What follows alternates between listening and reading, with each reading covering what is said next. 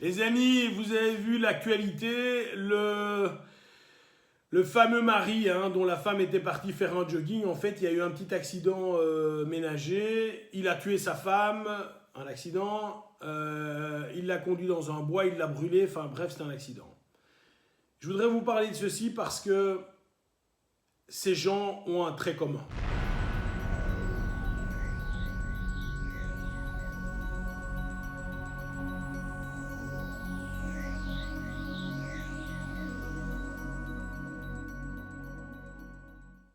Une petite histoire personnelle, les amis. Vous me voyez, j'ai le crâne rasé, la petite barbe, je suis un petit peu costaud, je fais des arts martiaux.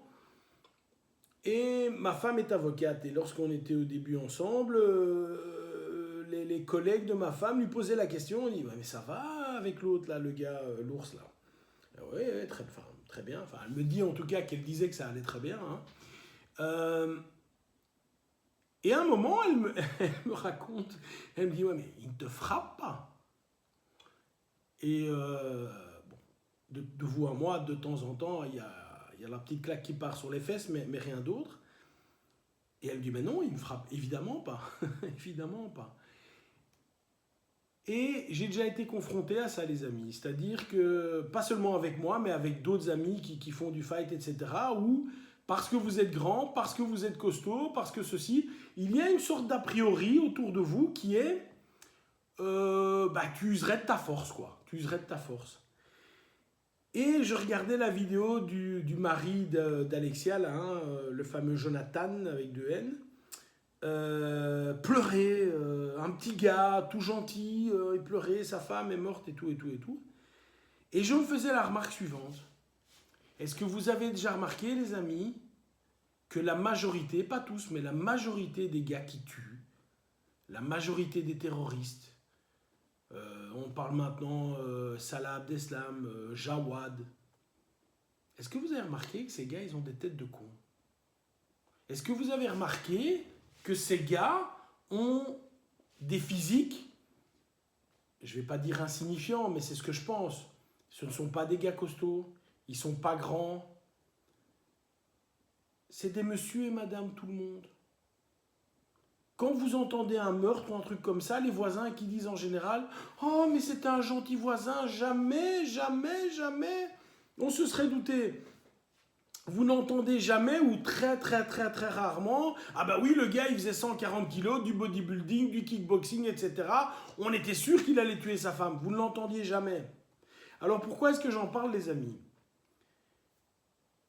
Retenez ceci.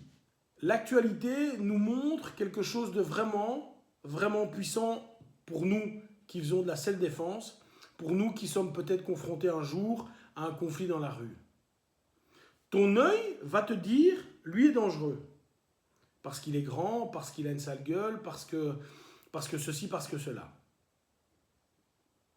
Tes connaissances maintenant doivent te dire, ne regarde pas que lui qui pourrait être dangereux. Regarde aussi le petit gars à côté, qui a une tête gentille, qui a l'air insignifiant, qui a l'air de ne pas y toucher. Moi, j'ai un instructeur dans mon équipe. Je ne vais pas le citer, mais il va se reconnaître.